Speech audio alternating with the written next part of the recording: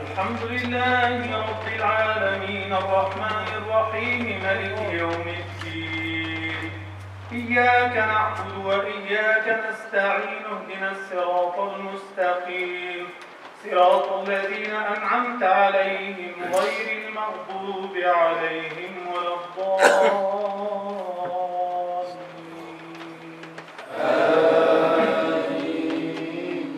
ولا تجادلوا أهل الكتاب إلا بالتي هي أحسن إلا الذين ظلموا منهم وقولوا آمنا بالذي أنزل إلينا وأنزل إليكم وإلهنا وإلهكم واحد ونحن له مسلمون. وكذلك أنزلنا إليك الكتاب فالذين آتيناهم الكتاب من قبله هم به يؤمنون فالذين آتيناهم الكتاب يؤمنون به ومن هؤلاء من يؤمن به وما يجحد بآياتنا إلا الكافرون. وما كنت تتلو من قبله من كتاب ولا تخطه بيمينك إذا لارتاب المبطلون بل هو آيات بينات في صدور الذين أوتوا العلم وما يجحد بآياتنا إلا الظالمون. وقالوا لولا أنزل عليه آيات من ربه قل إنما الآيات عند الله وإنما أنا نذير مبين. أولم يكفهم أنا أنزلنا عليك الكتاب يتلى عليهم إن في ذلك لرحمة وذكرى لقوم يؤمنون. قل كفى بالله بيني وبينكم شهيدا يعلم ما في السماوات والأرض والذين آمنوا بالباطل وكفروا بالله أولئك هم الخاسرون. ويستعجلونك بالعذاب ولولا أجل مسمى لجاءهم العذاب ولا يأتينهم بغتة وهم لا يشعرون. يستعجلونك بالعذاب وإن جهنم لمحيطة بالكافرين يوم يغشاهم العذاب من فوقهم ومن تحت أرجلهم ويقول ذوقوا ما كنتم تعملون. يا عبادي الذين آمنوا إن أرضي واسعة فإياي فاعبدون. كل نفس ذائقة الموت ثم إلينا ترجعون. والذين آمنوا وعملوا الصالحات لنبوئنهم من الجنة غرفا تجري من تحتها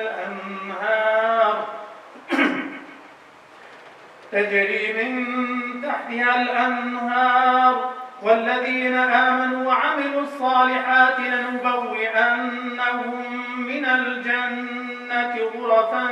تجري من تحتها الأنهار خالدين فيها نعم أجر العاملين الذين صبروا وعلى ربهم يتوكلون. وكأي من دابة لا تحمل رزقها الله يرزقها وإياكم وهو السميع العليم.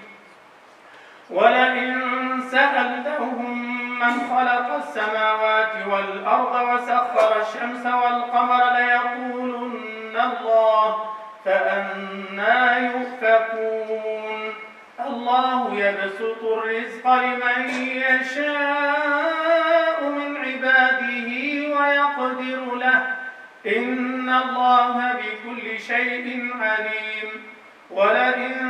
سألتهم من نزل من السماء ماء فأحيا به الأرض من بعد موتها ليقولن الله قل الحمد لله بل أكثرهم لا يعقلون. وما هذه الحياة الدنيا إلا لهو ولعب وإن الدار الآخرة لهي الحيوان لو كانوا يعلمون فإذا ركبوا في الفلك دعوا الله مخلصين له الدين فلما نجاهم إلى البر إذا هم يشركون ليكفروا بما آتيناهم وليتمتعوا فسوف يعلمون أولم يروا أنا جعلنا حرما آمنا ويتخطف الناس من حولهم أفبالباطل يؤمنون وبنعمة الله يكفرون ومن أظلم ممن افترى على الله كذبا أو كذب بالحق لما جاءه أليس في جهنم مثوى للكافرين والذين جاهدوا فينا لنهدينهم سبلنا وإن الله لمع المحسنين. الله أكبر. سمع الله لمن حمده. الله أكبر.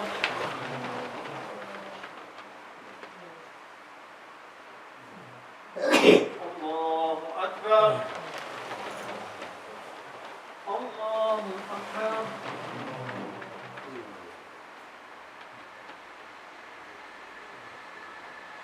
الله أكبر.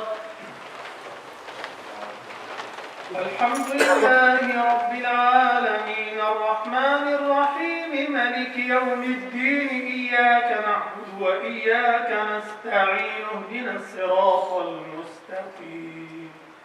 صراط الذين أنعمت عليهم غير المغضوب عليهم ولا الضالين.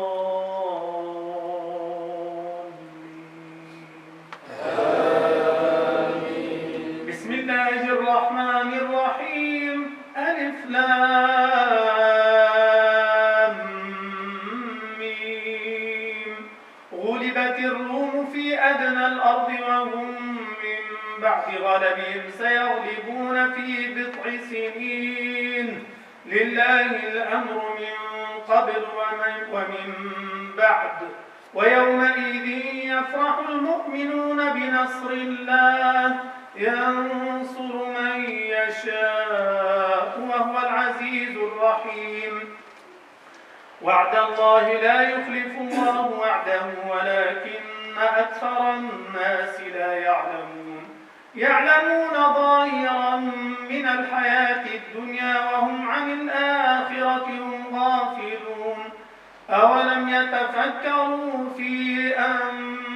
أنفسهم ما خلق الله السماوات والأرض وما بينهما إلا بالحق وأجل مسمى وإن كثيرا من الناس عن آياتنا لغافلون. وإن كثيرا من الناس بلقاء ربهم لكافرون. أولم يسيروا في الأرض فينظروا كيف كان عاقبة الذين من قبلهم كانوا أشد منهم قوة وأثاروا الأرض وعمروها أكثر مما عمروها وجاءتهم رسلهم بالبينات فما كان الله ليظلمهم ولكن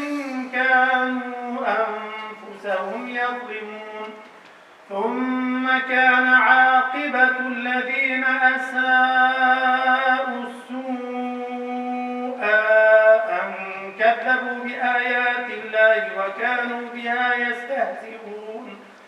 الله يبدأ الخلق ثم يعيده ثم إليه ترجعون. ويوم تقوم الساعة يبلس المجرمون ولم يكن لهم من شركائهم شفعاء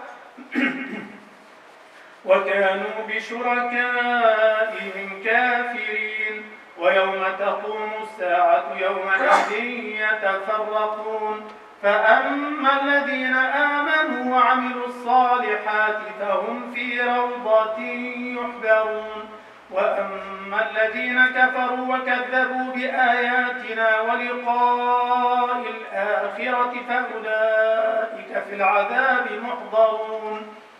فسبحان الله حين تمسون وحين تصبحون وله الحمد في السماوات والأرض وعشيا وحين تظهرون يخرج الحي من الميت ويخرج الميت من الحي ويحيي الأرض بعد موتها وكذلك تخرجون ومن آياته أن خلقكم من تراب ثم إذا أنتم بشر تنتشرون ومن آياته أن خلق لكم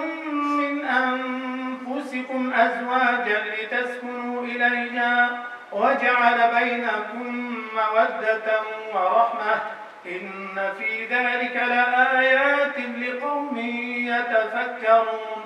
ومن آياته خلق السماوات والأرض واختلاف ألسنتكم وألوانكم إن في ذلك لآيات للعالمين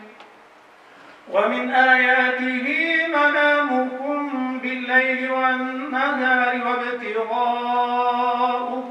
من فضله إن في ذلك لآيات لقوم يسمعون ومن آياته يريكم البرق خوفا وطمعا وينزل من السماء ماء فيحيي به الأرض بعد موتها إن في ذلك لآيات لقوم يعقلون ومن آياته أن تقوم السماء والأرض بأمره ثم إذا دعاكم دعوة من الأرض إذا أنتم تخرجون وله من في السماوات والأرض كل له قانتون وهو الذي يبدأ الخلق ثم يعيده وهو أهون عليه وله المثل الأعلى في السماوات والأرض وهو العزيز الحكيم ضرب لكم مثلا من أنفسكم هل لكم مما ملكت أيمانكم من شركاء فيما رزقناكم فأنتم فيه سواء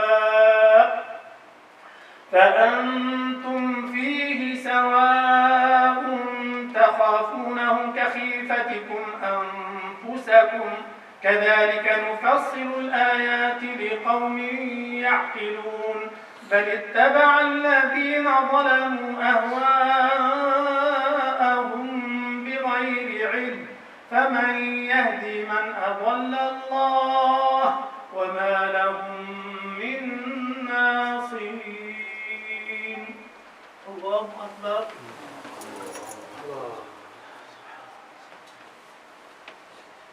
سمع الله لمن حمده الله أكبر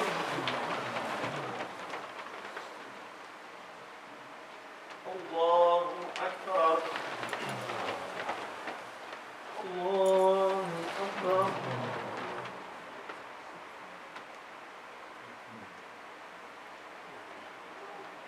الله أكبر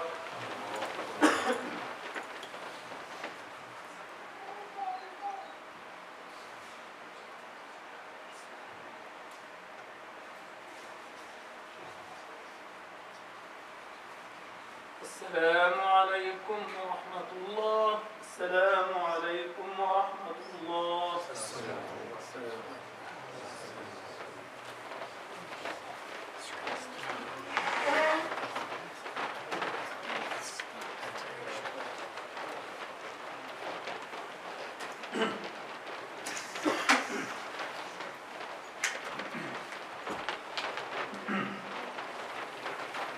الله أكبر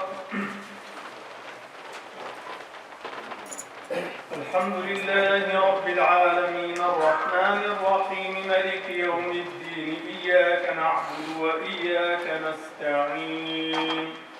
اهدنا الصراط المستقيم صراط الذين أنعمت عليهم غير المغضوب عليهم ولا الضالين.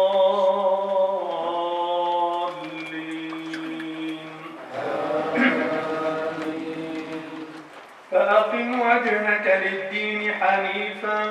فطرة الله التي فطر الناس عليها لا تبديل لخلق الله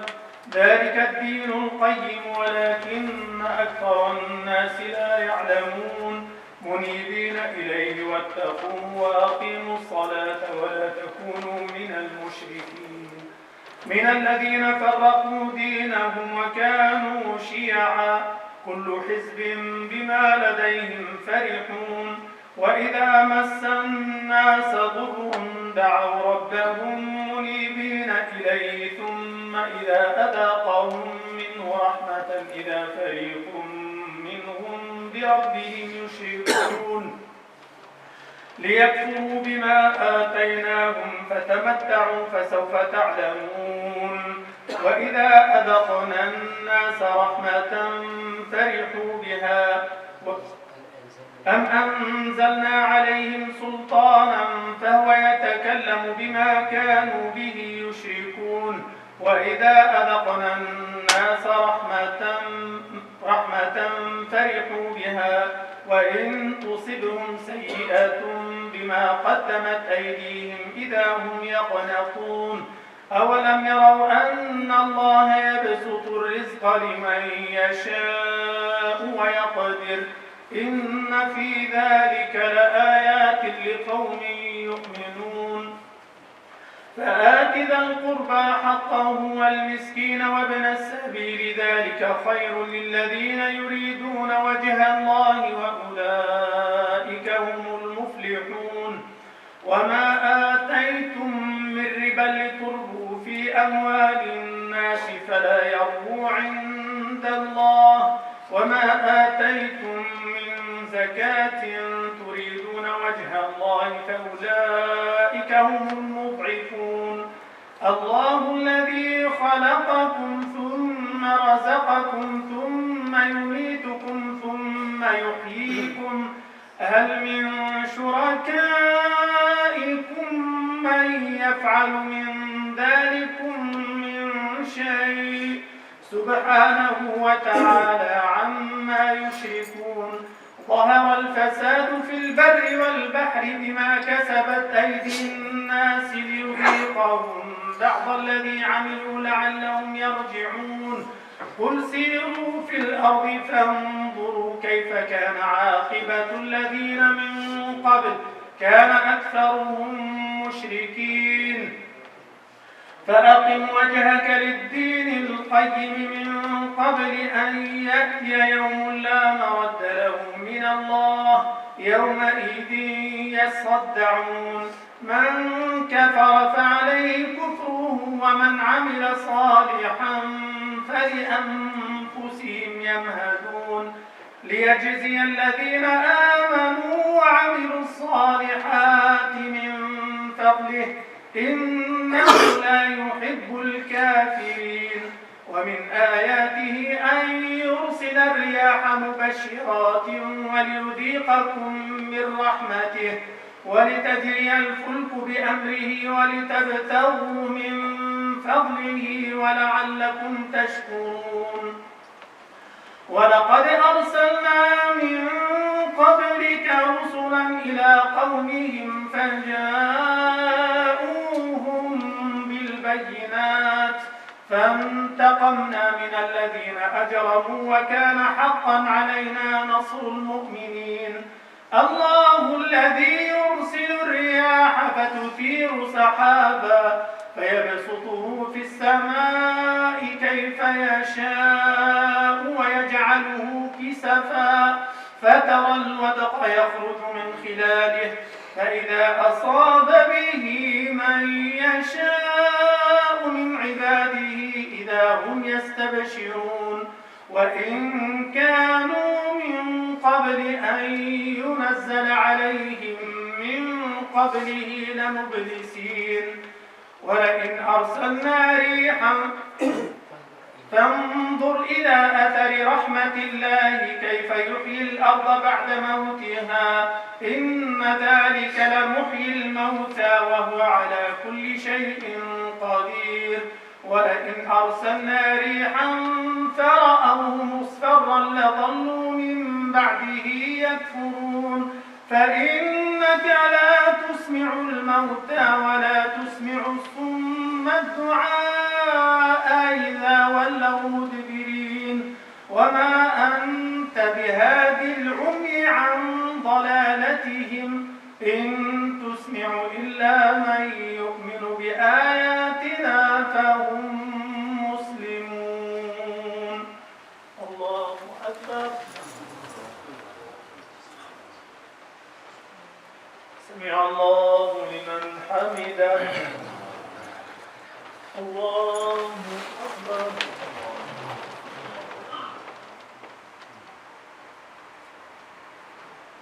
الله أكبر. الله أكبر.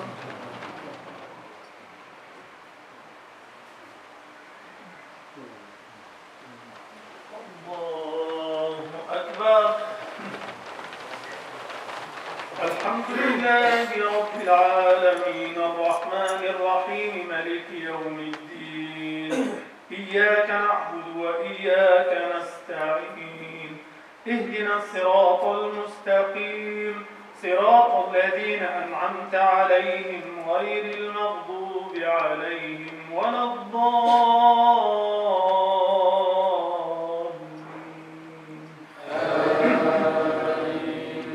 الله الذي خلقكم من ضعف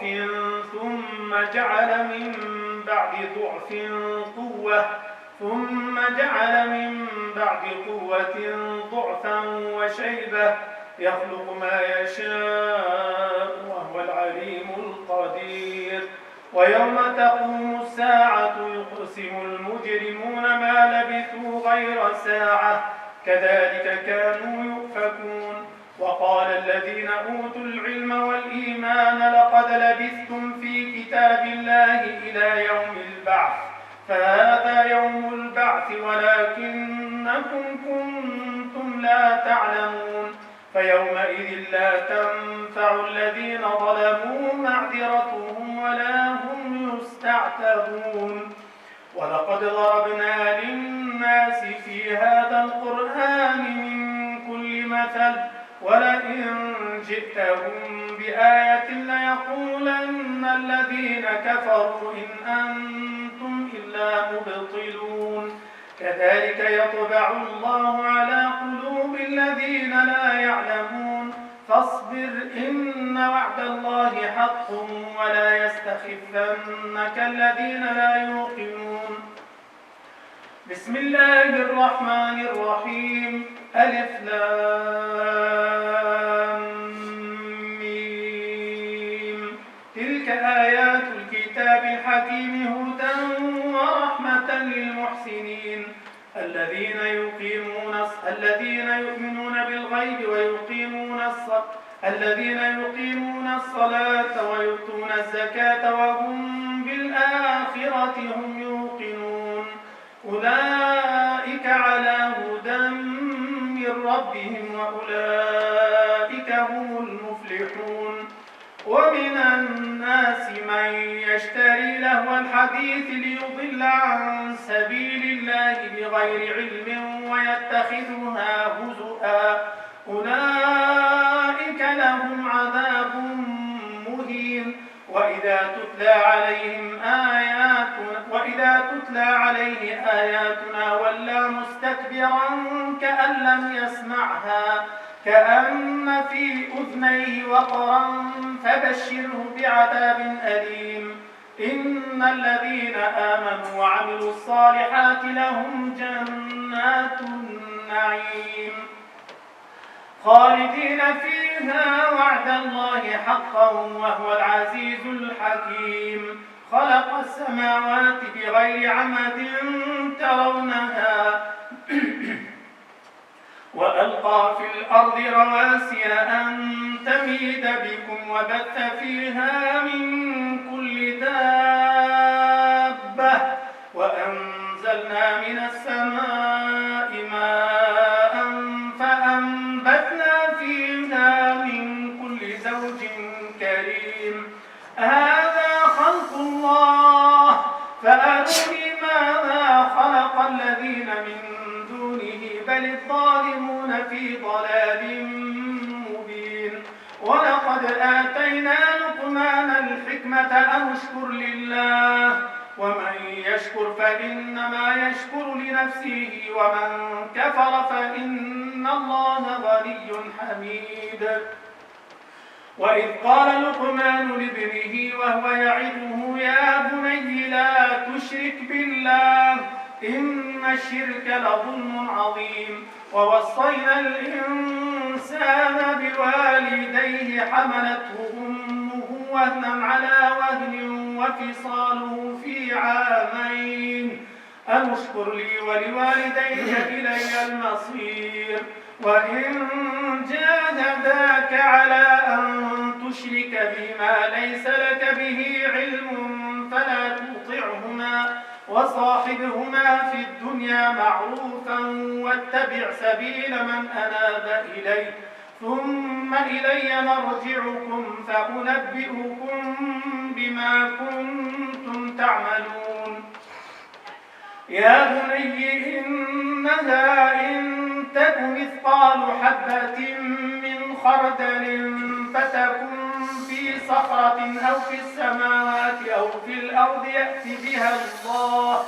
إن الله لطيف خبير يا بني أقم الصلاة وأمر بالمعروف وانه عن المنكر واصبر على ما أصابك إن ذلك من عزم الأمور ولا تصاعر خدك للناس ولا تمشي في الأرض مرحا إن الله لا يحب كل مختال فخور ألم تروا أن الله واقصد في مشيك واغضض من صوتك إن أنكر الأصوات لصوت الحمير ألم تروا أن الله سخر لكم ما في السماوات وما في الأرض وأسبغ عليكم نعمه ظاهرة وباطنة ومن الناس من يجادل في الله بغير علم ولا هدى ولا كتاب منير وإذا قيل لهم اتبعوا ما أنزل الله قالوا بل نتبع ما وجدنا عليه آباءنا أولو كان الشيطان يدعوهم إلى عذاب السعير الله أكبر الله سمع الله لمن حمده الله أكبر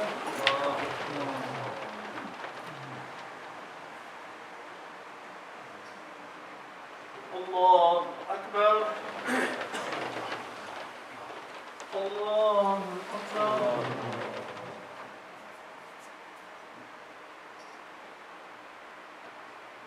الله أكبر